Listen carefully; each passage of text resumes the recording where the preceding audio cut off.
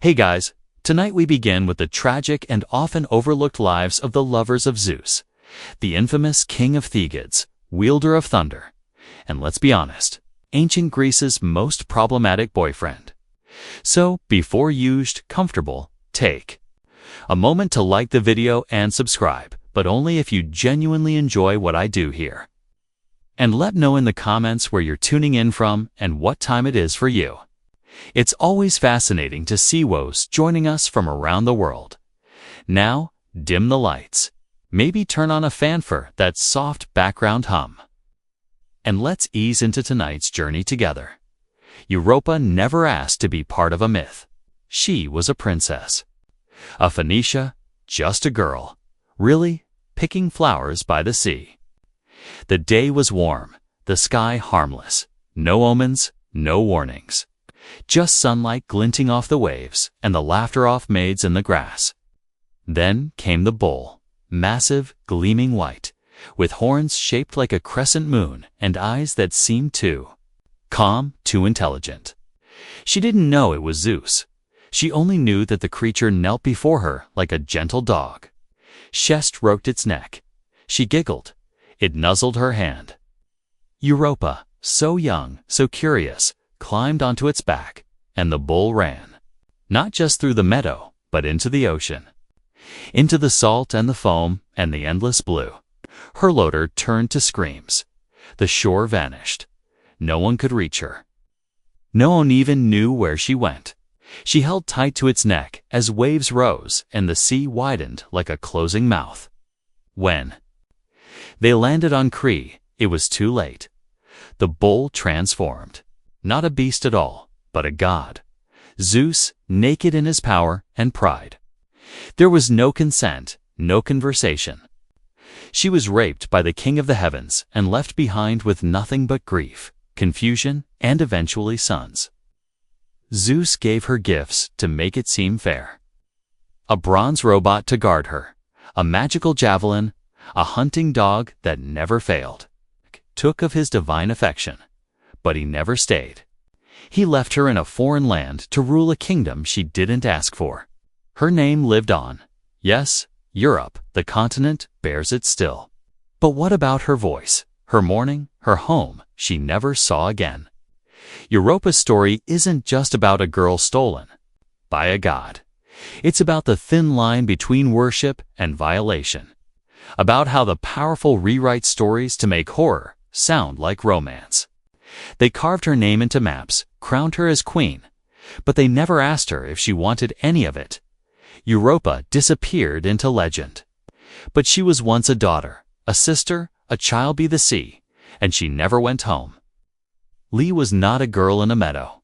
She was a queen, a woman of power, grace, and poise. Married to King Tyndareus of Sparta. Her life was structured, ceremonial, dignified. But even queens are out safe when Zeus desires something or someone. One twilight, as she walked along the riverbank alone, she saw a swan crash into the reeds, pure white, feathers wet, trembling as if wounded. It looked helpless, pursued by an eagle. Instinctively, Lee reached for it. She cradled it in her arms like a child, heart pounding with maternal sympathy.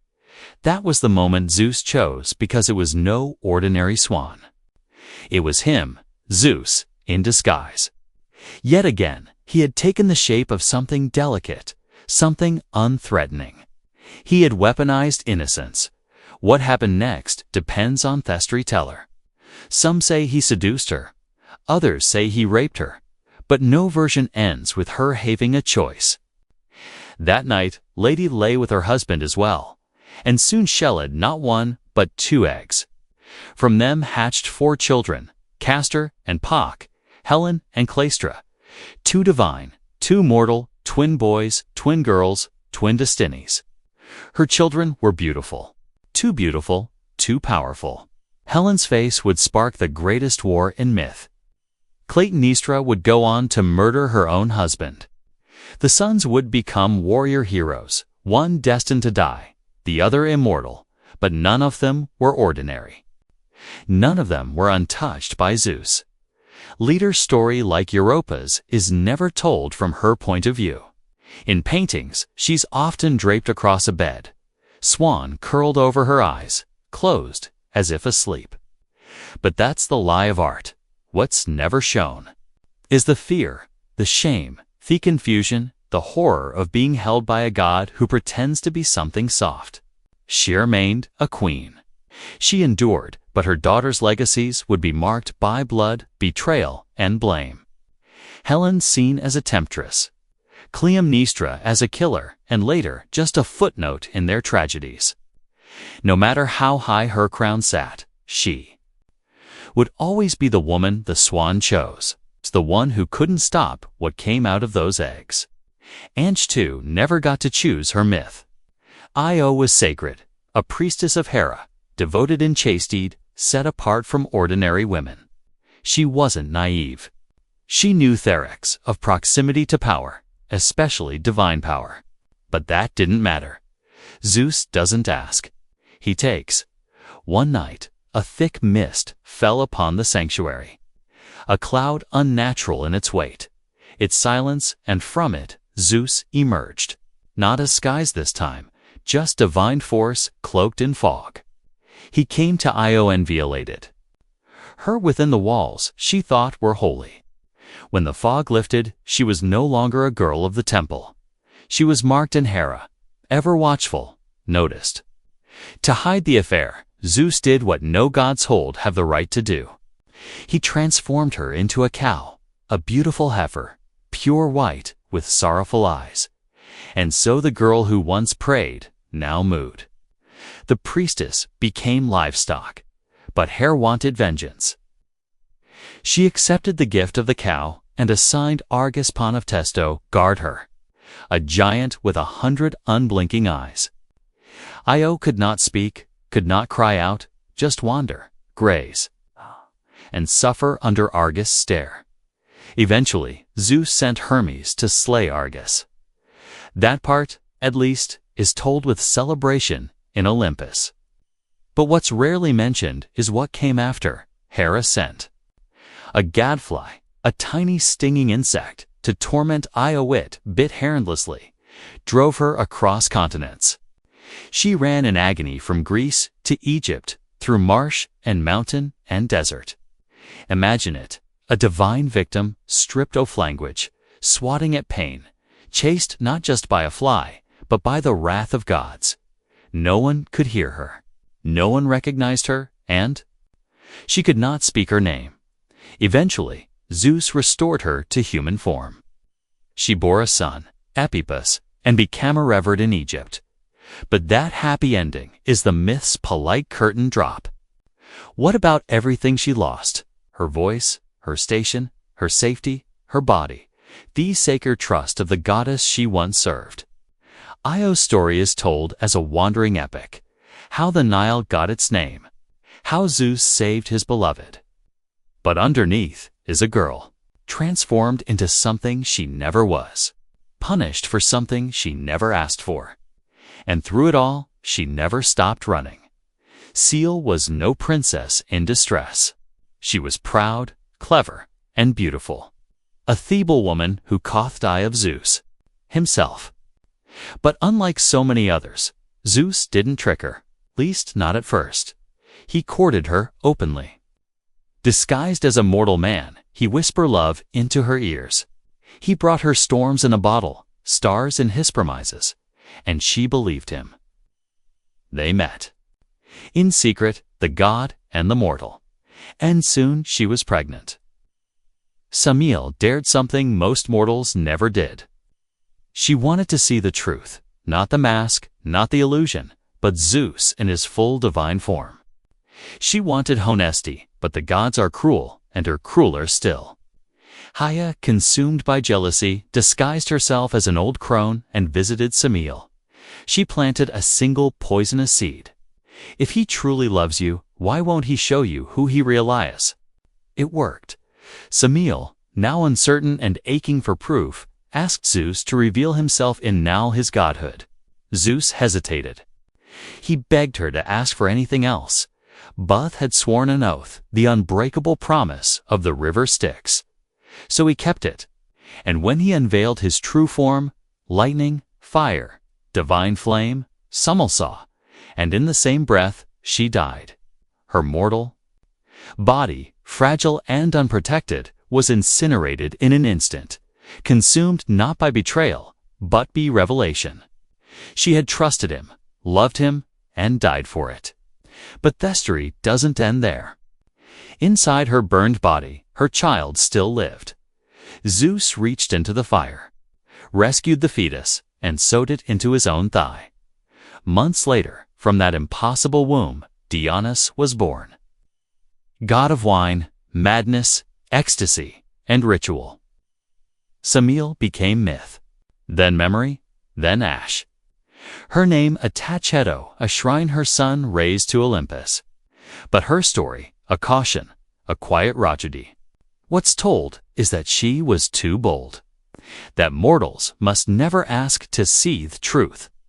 But what she really did was ask to be loved honestly, to be seen by the one who claimed to adore her. And for that, she was destroyed. Love, when tangled with power. Burns and Semele never had a chance to survive the fire. Callisto was wild, not untamed like a beast, but free like wind. One of Artemis' most loyal companions. A sworn virgin huntress who traded palace life for forest trails, arrows, and sisterhood. She didn't wear gowns or weave tapestries. She chased stags and howled at the moon. But even sacred oaths meant nothing to Zeus. He saw her in the woods, grimy, fierce, laughing, utterly alive, and decided he must have her. But how to approach a woman who served the goddess of chastity? He didn't come as himself. That would be too honest. Instead, he came in the most perverse disguise of all. He took the form of Artemis. Callisto saw her goddess step through the trees, trusted the familiar face, and when she reached out in reverence, it wasn't Artemis who touched her. It was Zeus, some version Z. She fought. Some say she froze, but no version says she consented. Afterward, Callisto kept the secret. She buried the shame. Months passed, her belly swelled. Her sisters noticed first, then Artemis herself, and the judgment came swift and cruel. Artemis, cold as stone, expelled her. Cast here, like a traitor, not a victim. Callisto was banished from the only life she had ever chosen. Her oath shattered by a lie she couldn't explain. She gave birth alone to a son, Arcus. No husband, no support, only silence. And then, as if exile weren't enough, High added another punishment. She transformed Callisto into a bear. A mother, a woman, now a beast. Years later, her son, now grown, a hunter, stumbled upon the bear in the woods. He raised his spear. Did not know. How could he? And just as he would have struck, Zeus intervened. Not to apologize, not to make amends, but to avoid another tragedy. He hurled Thembeth into the heavens, where Callisto became Ursa Major, the great bear, and her son, Ursa Minor. Some call it an honor to live in the stars, but it wasn't mercy. It was avoidance. Callisto never regained her form. Her story was written in stars, but never heard in her voice. She was a follower of Artemis, a survivor of Zeus, a mother who nearly died by her son's hand. And all she ever wanted was to be left alone in the woods. Before Zeus ever laid eyes on Dire, her fate was already sealed by a prophecy. Her father, King Acreus of Argos, was told that Dire's son would one day kill him. Terrified of his future, he did something monstrous in the name of prevention. He locked his own daughter in a bronze chamber. Underground, now endows, no escape. A tomb made for the living. She was young, royal, and utterly alone. The chamber was meant to keep men out, but it couldn't keep gods out.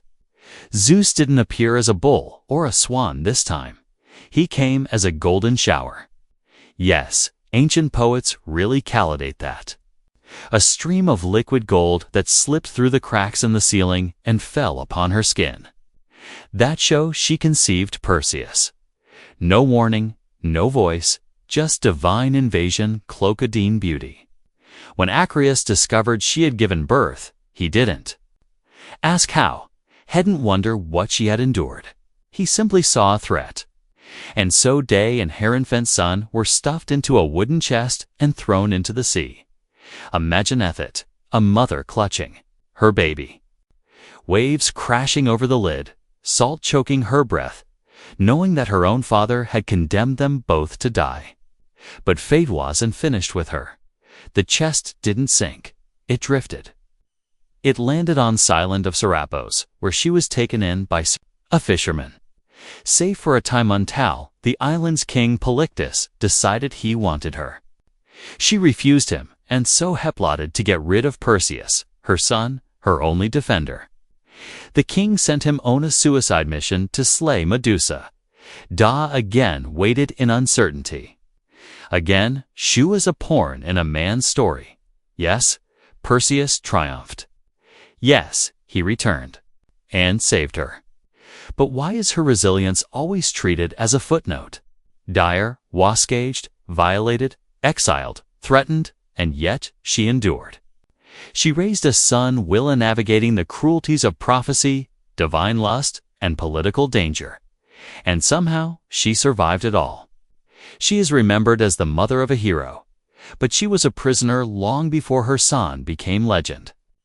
And no god ever came back to ask her how she felt about any of it. Almene was faithful. She had waited years for her husband Amphitryon to return from war, refusing all suitors, holding fast to duty and honor.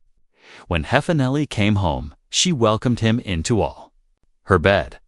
Or so she thought, because that night the man who came through her door wasn't Amphitryon. It was Zeus wearing his face, his voice, his scent. He stretched the night to 3 times its length and took what wasn't his. When the real Amphitryon returned, the next day, Alcmene was confused, alarmed. She questioned him, realized what had happened, but it was too late. She was already pregnant. She gave birth to twins. One child, Iphicles, was her mortal husband's. The other, Heracles, belonged to Zeus. Hera, of course, noticed, and though Almene was the victim, Hera made her the target. She sent 2 serpents into the nursery to kill the infants. Screamed, but Heracles, just a baby, strangled the snakes with his bare hands. That was only the beginning. As Heracles grew, so did Hera's hatred. She drove him to madness, made him slaughter his own wife and children. And Alcmene, the mother Hober him, had to witness it all. Her son, the strongest man alive, was broken, cursed, tormented because of a crime she never committed. Alcmene's life was consumed by divine fallout. She had no affair. She made no quas, yet everyone around her suffered. Later, myths try to smooth it over. They'd say she found peace, that her son was deified, honored, that she lived out Hades in safety. But even immortality feels hollow when it follows a life off manipulation, loss, and divine cruelty. No poet ever asked how it felt to be touched by a man wearing your husband's skin. No statue was carved of her grief. Almene is remembered as the mother of Heracles, a demigod hero. But she was Salso, the woman who raised a child she didn't ask for, who bore the weight of a god's crime and the world's expectations, and still remained upright. She was never worshipped, never thanked, just left behind in the wreckage of Zeus's legacy. And in the shadows of every one of Heracles' labors stood Thematha. Who suffered first? Antiope was a princess of Thebes, born into nobility, but doomed from the start. Zeus didn't come to her as light or storm or animal. He came as something filthier. He took the form of a satyr, half man, half beast. He attacked her in the wild, and the stories rarely pause it to question whether she fought or cried. They simply move on. Pregnant, disgraced, and terrified, Antiope fled her home not to chase love, not to fulfill destiny, just to survive. Her father, humiliated by what had happened, ordered her capture. Her uncle Lus hunted her across the countryside like an animal. When they finally caught her, she was dragged back to Thebes and handed over to Dare, Lus' wife. And thence, true torment began. Dirce didn't just punish Antiope. She humiliated her, enslaved her, bound her in chains. Day after day, year after year, Antiope was beaten, mocked, made to kneel, all while carrying the twin sons born from Zeus, Amphin, and Ceus. But Zeus didn't intervene. He never does after the act is done. Instead, the twins were abandoned at birth, raised by shepherds in the wilderness. Antiope was left bead, alone, imprisoned, and broken. Her sons grew into strong, intelligent men, unaware of who they truly were. When they finally learned of their mother's suffering, the rage came fast. Mphon and Zeus stormed Thebes, overthrew Lus, and exacted brutal revenge. Dirce was tied to a bull and torn apart.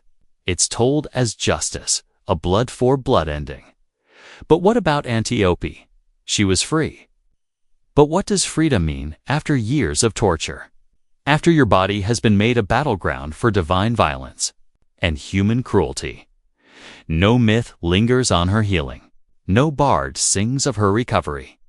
Her story ends the moment her sons triumph, as if her value was only in birthing them, not surviving what came before. Antiope was chased, imprisoned, and hurt for choices she never made. She didn't ask to be loved by a god. She didn't ask to be hated by a queen. She just ran through forests, through pain, through shame, and never stopped running until her son stopped. It for her. And even then, no one asked her how far'st come. Our story begins, like so many others, with desire from above and no warning.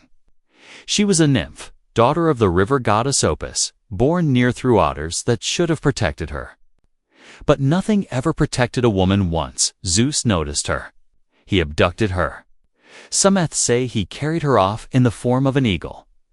Others say he simply snatched her from the riverbank and flew across the sky, taking her to a desolate island, where no one could hear her scream. There, in isolation and silence, he had his way with her. The island became her sin name, Anna, as if naming it after her made the assault noble, as if being claimed by Zeus gave her power. It didn't. It just made her a symbol of another place shaped by divine conquest. She gave birth to Acus, a future king. But ever watchful, discovered what had happened. And as always, she didn't punish Zeus. She punished the woman accused. This time, Hera's wrath wasn't directed at Anna's body, but at the land itself. She unleashed a plague. People dropped. In the streets, fields turned barren. The entire island, now bearing Anna's name, became a graveyard. And Anna, surrounded by death, could only watch. She had no divine power to stop, no magic to reverse it. Just a mother with a child trapped on a cursed wreck. Zeus perhaps moved by her sorrow, or more likely wanting to salvage his legacy, transformed ants into people. Yes, ants. From the soil and dead trees, he fashioned the Myrtans, a race of tireless warriors, and repopulated Thaisland. But what about Anna? She lived among these insect-born men, surrounded by reminders of the lives here destroyed. Her name carved into maps, her son honored by heroes, but her trauma once again erased. She was reduced to geography, her pain written off as myth. People remember the Myrmidons for their loyalty and strength. They remember Akus as a wise king. But they forget the woman who never asked Ked for any of it, who lost her home, her people, her safety, all because a god couldn't keep his hands to himself. Didn't want an island. She just wanted to be left alone. Our story is barely a whisper in the grand theater of mythology. No wars, no stars, no temples, just silence and earth. She was a mortal princess, distant, dignified, and unnoticed until Zeus found her. As usual, he desired her. As usual, Herodotus. But this time, Zeus didn't seduce or disguise. He hid. He feared Hera's wrath so much that he buried Ara deep beneath the earth. Literally, note in metaphor, not in poetry. He placed her in a secret cavern beneath the ground so he wouldn't see what he was doing. There in complete darkness, isolated from air and sky, Hera carried his child. What must that have been like? No sun, no voice, no help, just stone walls and the slow, suffocating growth of something monstrous inside her. Because the child she carried wasn't a delicate half-god. It was a giant Tissios, so massive, so unnatural that he grew and grew until he could no longer fit within her body. And then he tore his way out. That's how Ara died. Not in glory, not in peace, not even in divine rage, but in labor, in agony. Alone her womb became a tomb, and her body was destroyed by the very thing Zeus put inside her. The myths barely pause to mention her name. Tissios becomes the focus. Giant punished in the underworld for trying to violate Anothergetus, but Ara, she doesn't get a constellation. She doesn't get a shrine. She gets a footnote. The irony is brutal. Zeus hid her underground top protect. Her tech protection killed. Her and he never came back to lift the stone. The ancient poets called her Theirth, Hidden One, as if that made her mysterious, mystical, part of some grand cosmic puzzle. But she wasn't a puzzle. She was a woman. A woman buried Olivicus, a god wanted her and couldn't be bothered to defend her. And when she died, the earth swallowed her. Story with her. Hera's name survives barely in old texts and dusty scrolls. Her voice, her death, those were never written down. Because in the end, even the earth couldn't hold the weight of a god's secret. Metis wasn't a mortal. Su is a Titaness, a goddess of wisdom, thought, and deep cunning. Unlike Manioth, Zeus's lovers, she wasn't caught off guard in a meadow or a bedchamber. She was his equal, his advisor, his first wife. She didn't fall for his power, she guided it.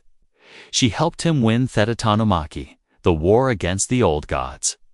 She was clever, careful, and essential. And when he wanted her, she became his partner. But power never tolerates competition for long. Metis became pregnant, and that's when Thepirphisi arrived. Your child will surpass you. A daughter first, then Asin, who will overthrow you. Zeus heard the words, and true to form panicked, but he didn't rage or run. He played it calm. Then one day, as Metis stood beside him, perhaps even comforting him, he tricked her into transforming into a small creature, a drop of water, a wisp of air, and he swallowed her. Just like that, his wife, his counselor, the mother of his unborn child, gone. But Metis didn't die. She remained alive inside him, thinking, watching, pregnant. She crafted armor for her unborn daughter in the depths of his body, and the hammering echoed in his skull. The pain grew unbearable. One day, unable to endure it, Zeus begged Hastus to split his head open with an axe. And from the wound sprang Athena, fully grown, armored, brilliant. A goddess born not of pain, but through it, born from a womb made of fear. The world praised Zeus for birthing wisdom itself, for carrying the goddess of war and strategy in his mind. They called it a miracle. But no one asked where Metis went. She didn't emerge. She was forgotten. The woman who helped shape the cosmos was erased by the very god she built up. Her daughter was honored, revered, but remained imprisoned forever in his gut. A ghost beneath Olympus, Matis, represents the final cruelty. Even when a woman is divine, intelligent, powerful, even when she consents, creates, and contributes, she is still disposable. She was the mind behind the throne, and she was swallowed to protect it. Long before he could speak, before heckled even cry, Oedipus was cursed. His life began with a whisper from the gods, spoken not in love, but in warning. The Oracle of Delphi, with smoke and hurlings and madness in her eyes, told King Lees of Thebes a prophecy so unnatural, so vile, it struck terror through his bones. Your son will kill you and marry your wife. Lees went pale. Jocasta, his queen, fell silent. Their unborn child was no longer a blessing. He was a threat, a walking omen. And when the baby was born, healthy and pinkant, blinking at the ceiling of the royal nursery, no one celebrated. Laius made a decision. He pierced the baby's ankles and tied them together with leather, crippling him, marking him, making a thirder for the gods to guide him. Then he gave the infant to a servant and commanded him to leave the child to die in the wilderness. No name, no cradle, no goodbyes. But the servant, perhaps moved by pity or fear, couldn't go through with it. He handed the baby off to a shepherd from Corinth, a man wowed the hills, not the palace. That shepherd in turn brought the boy to Vucking and Queen of Corinth, Polybus and Merippe, who had no children of their own. They named him Oedipus, Swollenfoot, a name that would echo his twisted fate. They raised him as their own, never telling him he had been adopted. He grew up, loved, respected, cherished, a prince with a future carved in gold. But deep beneath his skin, the prophecy stirred. A curse cannot be silenced by silence. Oedipus didn't know the truth of his birth, but the world did. The gods did, and they would not be ignored. His life would not be his own, not for long. This was no fairy tale. There would be no escape from the words spoken in Delphi. Only the illusion of safe tuntal truth, like fate, found its way home. And so the boy who should have a deed on a mountain was now sleeping beneath Corinthian silk, unaware that he had already taken his first step toward his father's grave and his mother's bed. Oedipus was raised in luxury, but luxury never silences doubt. He grew up in Thepales of Corinth, surrounded by tutors, servants, and silk-draped corridors.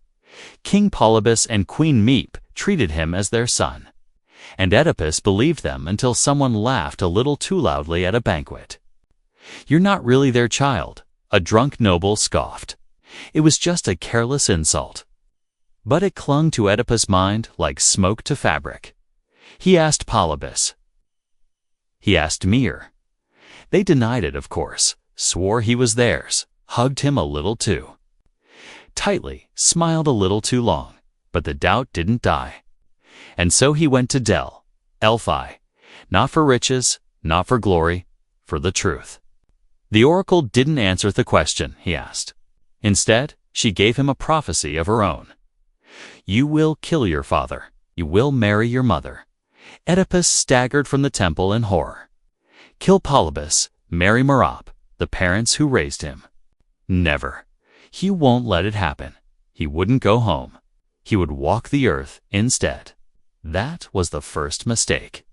In trying to trun the prophecy, he stepped straight into its path. He left Corinth, turning his back on the only family he'd ever known. He walked dusty roads, past shrines and crossroads, carrying nothing but fear in his chest and a vow on his lips: I will never fulfill that prophecy. But Oedipus, like so many before him, misunderstood the gods. They don't give you the future so you can change it. They give it to you because you cannot be changed. His ankles still bore the scars from the mountain. He had been marked by fate for he'd ever spoken his name. And now he was walking blind toward a father he didn't know and a mother he'd never met. Every step forward was a step deeper into the trap.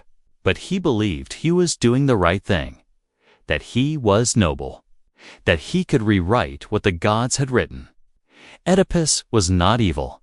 He was a man desperate to be good, desperate enough to never look back, even as the prophecies circled him like a vulture in the sky. The road narrowed at a fork, dust curling in the heat, trees watching like silent judges.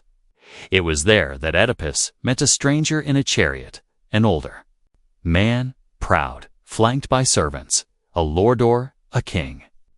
The road wasn't wide enough for two, a simple argument. Whose right of way? Whose authority? But the stranger sneered. One of his men struck Oedipus, and something inside the prince snapped. Not rage exactly, but something darker, something tangled with fear and fate. He fought back hard, brutal.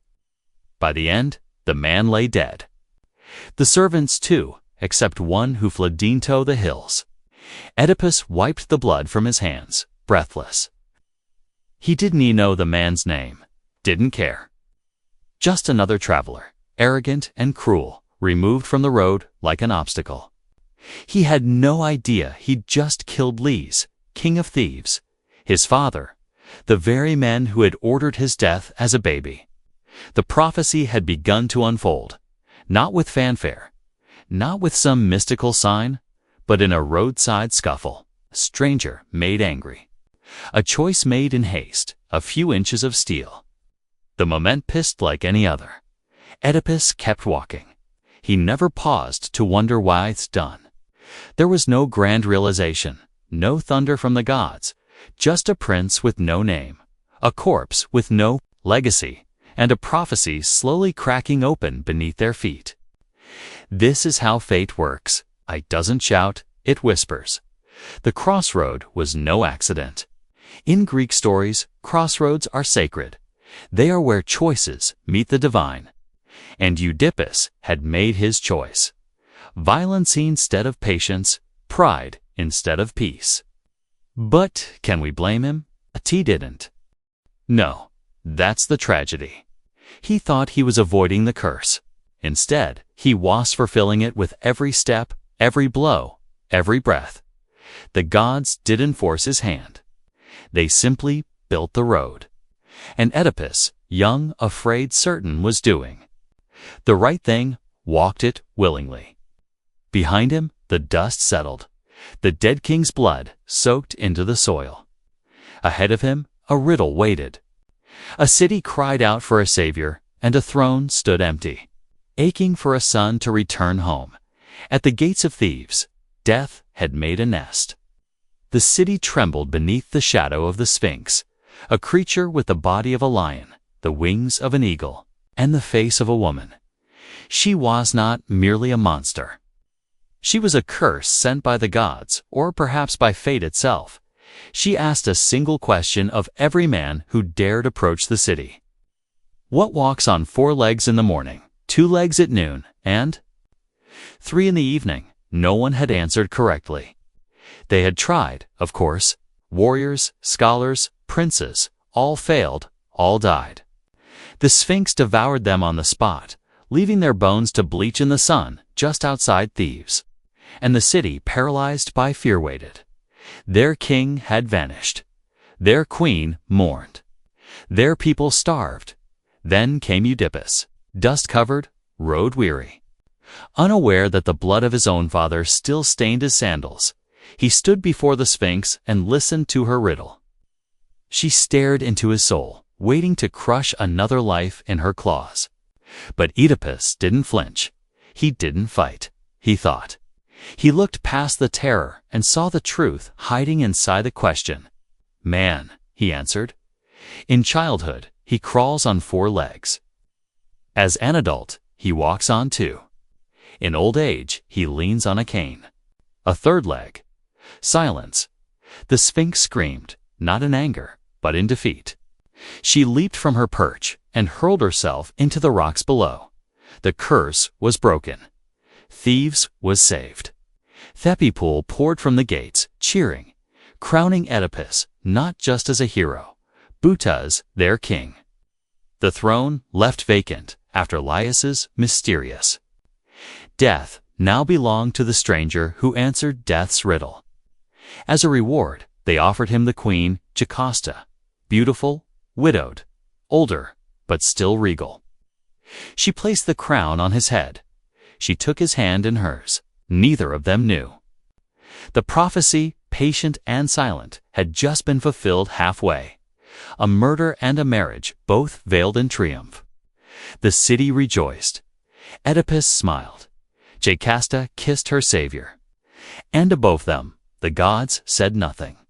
Because fate doesn't strike all at once. It unfolds like a riddle, answered too soon. Years passed. Oedipus ruled Thebes with a steady hand and a sincere heart. He was not a tyrant. He listened to his people. He protected them. He fathered children, 4 of them, with Queen Jocasta never knowing she was the woman who had once nursed him as a baby. Together, they rebuilt the city. The past seemed forgotten, but fate doesn't forget. One morning, Thebes began to rot. A plague swept through the streets like a punishment. Crops withered, livestock dropped dead. Women miscarried.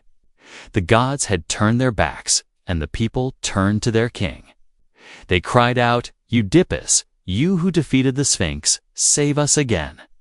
And he tried. He sent messengers to the oracle at Delhi to ask why the gods were punishing them. The answer returned like a blade. The land is polluted. The killer of King Leo's lives unpunished in Thebes. Find him. Exile him, only then will the curse be lifted. Oedipus stood before his people and made a vow. He swore to hunt down the murderer, to bring justice, to rid the city of its stain. He did not flinch. He did not suspect. He believed the killer was someone else, some stranger hiding in plain sight. A traitor, a coward, someone else. Oedipusacum, obsessed. Every whisper became a clue. Every silence became suspicious. He interrogated witnesses, called upon prophets, ordered investigations. And with every step he moved closer to the truth. But the truth was patient. It watched as he tangled himself in his own certainty. He thought he was healing his people, that he was cleansing the land, that he was standing tall as a just king. But in trying to root out the infection, he was digging into his own soul. The gods did not scream. They didn't strike lightning.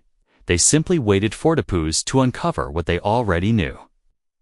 He was both the disease and the doctor.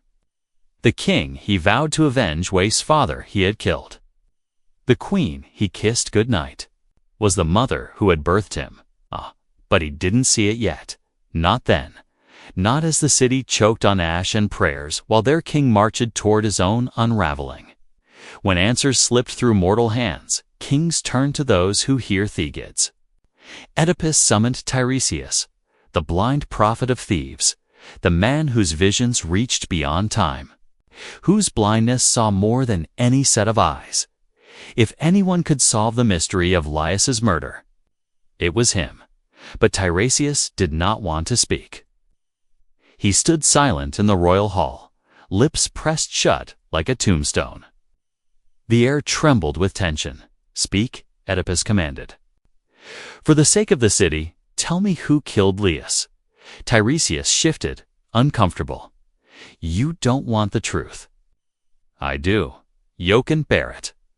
That's when Oedipus made his second great mistake. He pushed too hard. He accused Tiresias of betrayal, of lies, of conspiracy. Perhaps the prophet himself had helped the killer escape. His anger burned so bright it blinded him more than any curse. So Tiresias finally spoke. "You are the killer you seek." The words landed like sander. The court froze. Oedipus laughed, bitter, stunned. "Me. I didn't even know Laius. I was nowhere near Thebes when he died." But Tiresias didn't blink. "You were closer than you think. You are your father's killer and your mother's husband." Silence, Jocasta appalled. Oedipus roared in denial. He called the prophet. Mad, a fraud, a puppet of political enemies. But the seed had been planted. And seeds, even of prophecy, always grow. Tiresias left without another word. He didn't need to explain. His part in Thestery was done. He had struck the first crack in the wall of Oedipus' certainty. The king stood among nobles and whispers, swearing he was innocent, swearing he was loyal, swearing this was madness. But doubt, once born, doesn't die easily. And somewhere in the back of Oedipus's mind, the voice of the oracle stirred again. You will kill your father. Yao will marry your mother. He had tried so hard to escape that future. Now the past was clawing its way back through the walls. The plague still ravaged the streets. The gods still turned away. And the man who once solved riddles now found himself living inside one. Piece by horrifying piece, Jocasta watched her husband unravel. At first, she dismissed the prophecy. With a gentle smile and careful hands, she tried to soothe Oedipus's growing fear. Prophecies mean nothing, she told him. We once received one, too long. Agatha, our son, would kill his father. But we handled it. She looked away when she said that, her voice caught just briefly. We abandoned him, left him on a mountainside as a baby. That child is long dead. Oedipus went still, a child lived to die. Ankles pierced. He felt something ancient stir in his bones. Pain in his feet he'd long since learned to ignore. He asked questions. Too many, pressed her for details. What mountain? What servant? When Jocasta begged him to stop. Why dig up the past? She whispered. You've saved thieves. You area good king, a good man. Let this rest. But Oedipus couldn't rest. The prophesied pressed against his ribs like a blade. Tiresias had planted doubt. Jocasta's story watered it. Okay, and now it bloomed into obsession. He sent for the old servant, the one who had taken the baby from the palace that day, the one who might still know the truth. Jocasta begged again. Let the past lie. I love you. We have children. What does it matter who you were? But for Oedipus, identity wasn't a comfort. It was a curse waiting to be understood. He believed that if he could uncover the truth, he could outmaneuver it, rewrite it, solve it, like he had the Sphinx's riddle. He didn't understand that this was no riddle with a clean answer. This was prophecy. And prophecy always demands a price. Jocasta saw where this was heading. Her face, once regal, now drawn with dread. She had lived with thieves of the truth for years, perhaps even guessed it. But she had chosen to bury it. Chosen silence over collapse. Now Oedipus was pulling the bones from the ground. And for the first time, the queen who had welcomed him into her bed was looking at him like a stranger. You are doomed, she whispered, tears spilling. And if you go any further, so am I. But Oedipus couldn't stop. Because once you start chasing truth in a Greek tragedy, you don't get to stop until it devours you. The old man stood before Oedipus, trembling, not from age, but from memory. He had served King Leos long ago, had held the infant prince in his arms, had pierced the baby's feet himself, wincing as the soft flesh split as the blood ran down the child's legs. He had tied the ankles, left the boy for dead on the slopes of Mount Sterin, but he hadn't killed him. Another shepherd had taken the baby. That shepherd, Oedipus now knew, had brought the child to Corinth, to King Polybus and Queen Merope. Oedipus felt the floor tilt beneath him. Say it, he whispered. The old man wept. That child was you. Every breath in the room stopped. Oedipus, king of thieves, solver of riddles, beloved husband and father, waste child who was supposed to die. The boy who grew up far from thieves, unaware of his bloodline, had walked back into it like a moth toward flame. He had killed Lise at the crossroads. He had married Jocasta, his mother. He had fathered children, who were now both his sons and his brothers, his daughters and his sisters. The truth hit like thunder. He had spent his life running from the prophecy, shaping himself into the kind of man who could defeat fate with will and reason. And yet, every step had led him deeper into the exact future Hephaestus. Oedipus did not scream. He did not deny. He simply stood there, silent, as if time had frozen around him. His whole identity, prince, outcast, savior, king, crumbled in a single breath. He was the plague. The city had not been cursed by the gods. It had been cursed by him. Every prayer, every funeral, every sick child gasping for air was a consequence of one man's fate colliding with the city's need. He had vowed to find Leoskiller and exile him. Now the killer stood alone, and he knew what he had to do. But first, he had to face her. The woman who had kissed him, crowned him, bore his children. The woman who had once held him as a newborn. The mother he had made his queen. Jocasta didn't want to hear the servants speak. She had seen it in Oedipus' face. She had seen it forming. In his words, in the shape of his questions, in the unbearable precision of his doubt. The truth had crept through the palace like smoke. She had fought it for years, burying it beneath ceremony, motherhood, and silence. But now it stood naked before her.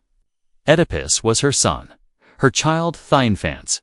She had surrendered to death out of fear, out of loyalty to a prophecy she had once believed, too cruel to be real. And now that prophecy had not only come true, it had dressed itself in love in wedding robes. In children with her eyes and his smile, she turned from him before the servant could speak. Her hands shook, her breath caught. The palace corridors twisted around her. She didn't scream. She ran past the guards, past the servants, hollowed their eyes into the inner chambers where no one dared follow. And there, in the silence of their marriage-abbed, the bed that had held a mother and son wrapped in unknowing love, Jocasta took her own life. Some say she hanged herself. Some say she used the brooch from her gown, sharp and cold and final. But no one says she cried out. She left the world in silence, the way she had entered it. When Oedipus found her, he fell to his knees. He touched her face, her gown, the body that had once cradled his infant form, then welcomed him again as a man, and now a third time, as the corpse of a woman who had loved too much, Oedipus understood too late. He didn't speak. There was nothing to say. Thekids had spoken years ago in Delhi. You will kill your father. You will marry your mother. And now the prophecy lay fulfilled across every shattered piece of his life. The people outside still waited for justice. The city still burned with plague. But in that room, fear was only silence. The queen, who couldn't live with the truth, had chosen her exit. And the man who uncovered it was about to choose his punishment. There are some truths the eyes were never meant to see. Oedipus stood over Jocasta's body, his hands shaking. The room seemed small or no, as if the walls themselves recoiled from what had happened. The silence was not empty. It was judgment. The gods had spoken through prophecy. He had walked every cursed word of it. But prophecy never tells you what to do afterward. Heckled have fled, could have thrown himself from the palace walls, could have begged the gods for mercy. Instead, he reached for Jocasta's brooch. The sharp pin glinted in the dim light. He held it for a moment, then without hesitation plunged it into his eyes. Once, twice, again, each stab a cry to the heavens. Each puncture a scream without words. Blood poured down his face as light fled his world forever. Why blindness? Because the eyes had betrayed him. Because they saw love where there was incest. Justice where there was murder.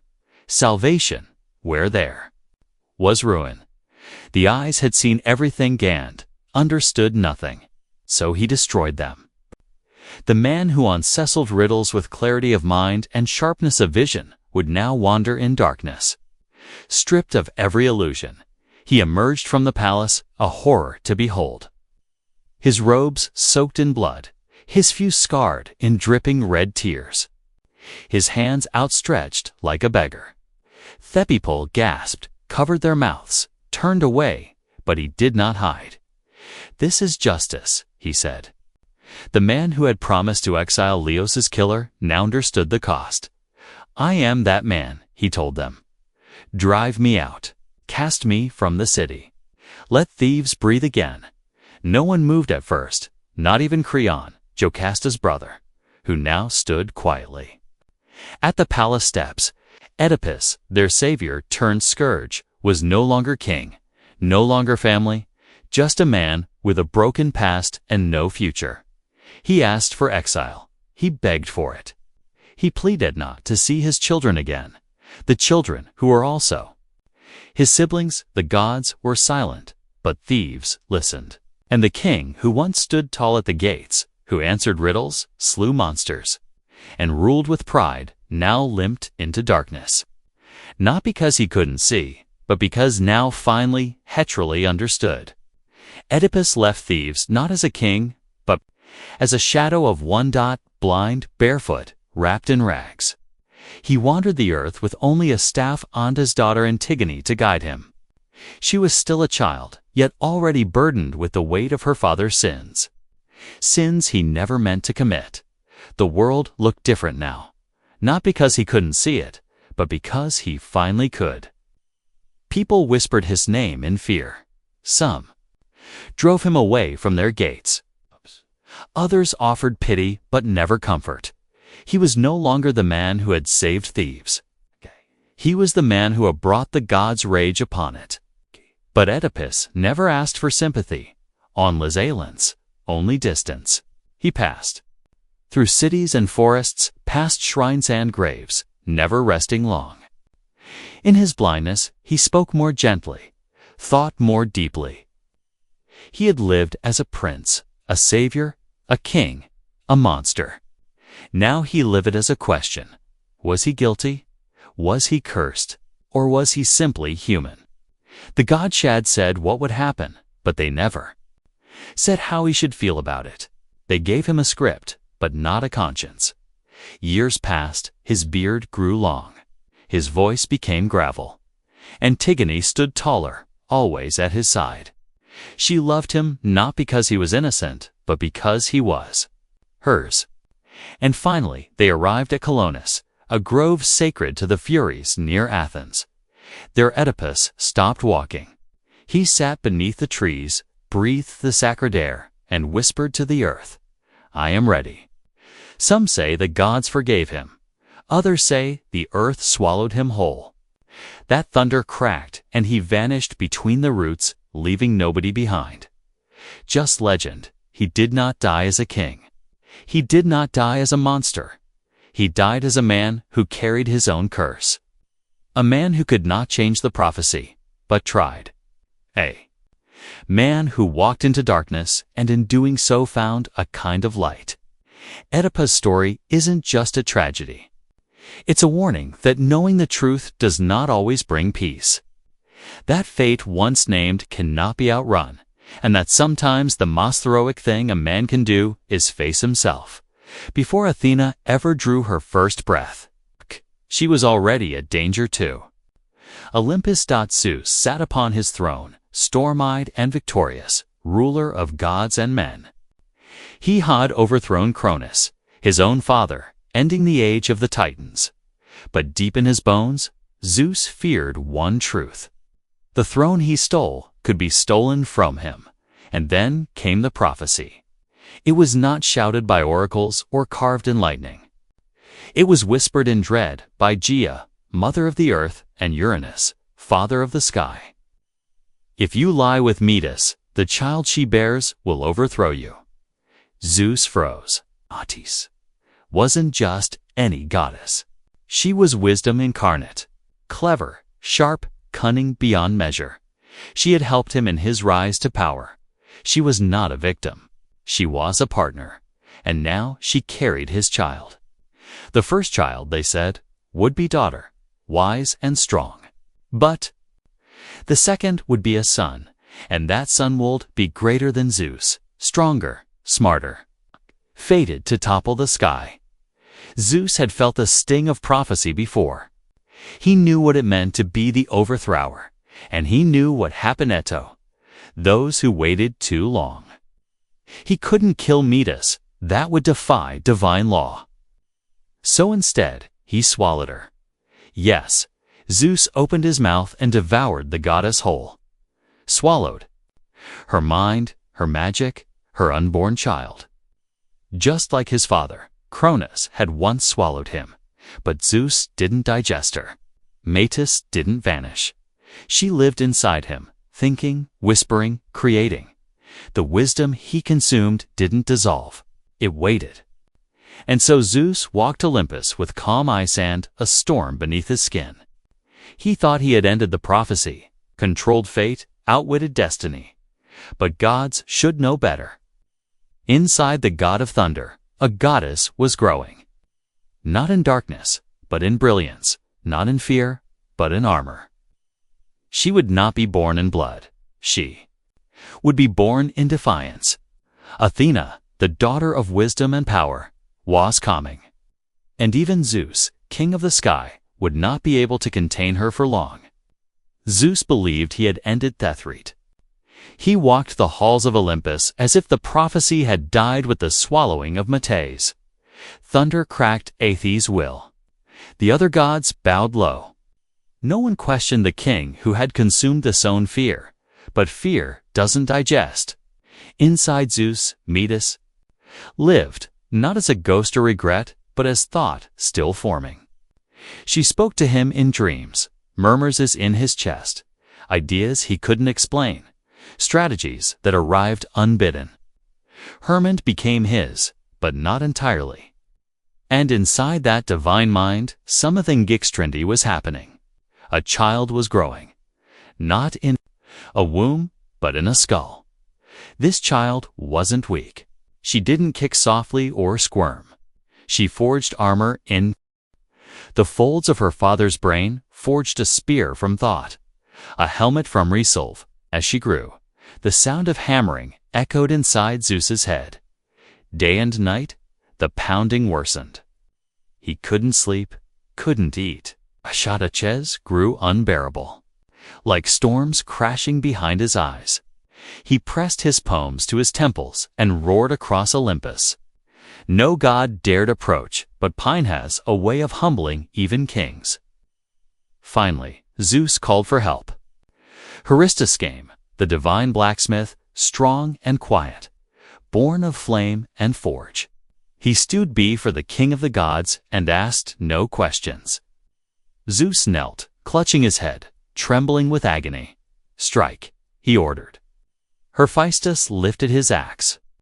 One clean blow to the center of Zeus' skull, and the heavens held their breath. The crack echoed across the world, and from the split in Zeus' head, wrapped in light and warong, stepped a goddess fully grown, clad ingled in armor, shield in one hand, spear in the other, eyes like polished steel, gleaming with intelligence. Athena, she did not cry. She did not stumble. She stood tall. The goddess of wisdom had not been born in softness or secrecy. She had emerged in force, forged in thought, and delivered through agony. And for the first time, Olympus saw something even Zeus could not control. Not fire, not storm, but reason. And she had arrived, not as his downfall, but as his daughter. When Athena stepped from Zeus's skull, the heavens did not tremble. They paused. Olympus, a real moth drama and fury, of vanity and storms, fell silent. The gods, who had seen monsters, born from chaos, lovers from foam, and vengeance from blood, had never witnessed anything like this. She was born not of the body, but of the mind, not from womb or sea or bone, but from thought itself. She stood tall in shining armor, golden, flawless, divine. Her shield gleamed like morning sun on polished bronze. Her eyes didn't flicker like Flame, they watched, measured, weighed. She was not war's fire. She was war's discipline, and she said nothing. She didn't need to. The gods murmured. Aphrodite blinked. Hera frowned. Ares scoffed. But none dared question her place. She had not claimed Olympus by force like Zeus. She had not tricked her way in like Hermes. She had been born into it like an answer. Nursing the wound in his head, looked at his daughter and did not fear her. He should have, not because she would betray him, but because she would surpass him in ways that mattered more. He ruled with lightning. She would rule with clarity. He broke what he couldn't bend. She bent without breaking. That day, Olympus gained more than a new goddess. It gained a conscience. Athena was named the goddess of wisdom. Yes, but more than that, she was strategy. She was not just clever. She was tactical. She didn't act from rage or passion. She planned, she prepared, she paused, and that made her dangerous. To some, she was a marvel, sharp as a blade, calm as the Kanat. Sea before battle. To others, a threat wrapped in beauty. Even Ares, the god of raw war, eyed her with distrust. He fought with fury. She fought to win. The other gods celebrated, of course. They cheered, offered gifts, feigned joy. But deep beneath their toasts, Olympus shifted. Because now there was someone on the mountain who didn't shout, who didn't seat, which manipulate or destroy, she thought. And when Athena thinks, three-word changes not with thunder, but with strategy. Zeus had many children, but none like Athena. He fathered gods of wine and war, of music and mischief, each with their gifts, each with their flaws. But Athena, she was his alone, born from his mind, not his desire, forged in pain, not passion, and that made her different. She wasn't ruled by impulse. She didn't beg for favor or fear punishment. She didn't tremble before his temper or flatter. His ego, she challenged him, not openly, not foolishly, but in the quiet way that cuts deeper. She questioned, she advised. And sometimes she disagreed. Most of Zeus's children mirrored him, flames that fed his storm. But Athena was something else entirely. She was reflection, restraint, the side of power that asks not can I, but should. And that made Zeus uneasy. He adored her, yes, favored her above most. He gave her Hanars the Aegis shield, a place at his right hand, even the power to wield his thunderbolt in his absence. But even in that trust, there was fear. Not of rebellion, Athena never sought to dethrone him, but of irrelevance. She didn't need to rage to make an impact. She didn't need drama. When disputes rose on Olympus, Athena rarely shouted. She watched, waited, then spoke, and silence followed. Her voice carried weight because it carried thought. She began to guide the gods, even when Zeus didn't ask for her counsel. When war brewed between mortals, she wasn't just present. She was planning. Shattered battles with whispers, not screams. It was then Zeus realized the truth. Odin swallowed the threat. He had raised it. The prophecy had said a child of Modus would overthrow him. But Athena didn't need a throne to change Olympus. She didn't want power in the way the others did. She simply was power, subtle, measured, and precise. And that frightened Zeus more than any uprising, because while he ruled the sky, she began to rule the mind, not through force, but through influence. And in Olympus, influence is everything. Athena chose solitude, not because she feared love, but because she didn't need it. Unlike Aphrodite, who stirred desiring gods and mortals alike, Athena kept herself untouched. She had no lovers, no consorts, no entanglements. Her power came not from seduction or motherhood, but from something rarer, independence. She was a virgin goddess by choice, and in Olympus, that was a statement. It means she owed no one her body. No god could claim her. No mortal could tame her. She was not defined by her relationships, only by her purpose. And that purpose was protection. Athena was war, yes, but not the kind that left cities burning for the joy of it. That was Ares, her half-brother. He relished blood. She calculated victory. Where Ares charged in blind rage, Athena planned the ambush. Where he screamed and bled, she waited in silence, then struck where it mattered most. The Greeks would worship her not just as a goddess of wisdom, but as their guardian, a protector of cities, a builder of walls, a defender of law. Her armor wasn't for glory, it was for duty. She walked the battlefield like a surgeon walks an operating room, calm, exact, efficient. She never wasted argy. She never raised her spear without a reason. Mortals feared her, but they also prayed to her, because if you were righteous, if your cause was just, if your city stood for order, Athena would fight for you. And unlike other gods, she didn't demand temples soaked in sacrifice. She asked for cleverness, courage, a plan. In myth, she remained untempted by vanity. When a sculptor dared to carve her form too beautifully, she destroyed his work, not out of rage, but to remind the world. I'm not here to be admired. I am here to act, even the gods. Tread lightly around her, not because she was cruel, but because she was certain. She did not scream to be heard. She spoke with truth, and truth shook the heavens. A goddess off the mind, a warrior of restraint. A protector who never had to prove her power, because everyone could feel it. Athena, the virgin warrior, stood alone. Olympus, not because no one wanted her, but because she belonged only to herself. Not all gods are loved equally, and not all cities are built on war. When the people of a fledgling city in Greece prepared to name their divina patron to gods, stepped forward to claim it, Poseidon, lord of the sea, rose first, trident in hand, eyes flashing like the deep. He struck the ground, and from the cracked earth surged a saltwater spring, powerful, impressive, a gift of the sea. Then came Athena. No drama, no storm. She knelt and touched the soil. From her palm grew an olive tree, its branches strong, its fruitful, its roots deep, a symbol of peace, of wisdom, of endurance. The gods watched in silence.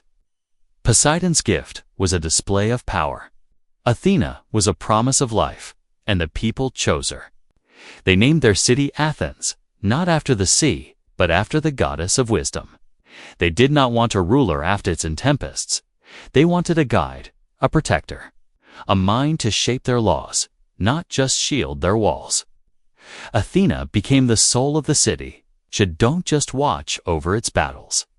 She guided its culture, its schools, its debates, its architecture. She was present in their every choice. And in return, they honored her not with bloodshed, but with brilliance. The Parthenon rose in her name, a temple of marble and symmetry, built with such grace that even the gods admired it. Inside stood her statue, not soft or smiling, but poised and ready. Spear in hand, shield at her side, wisdom behind her eyes. She wasn't their queen. She was their example. The Athenians didn't worship her for her wrath. They worshipped her for her restraint.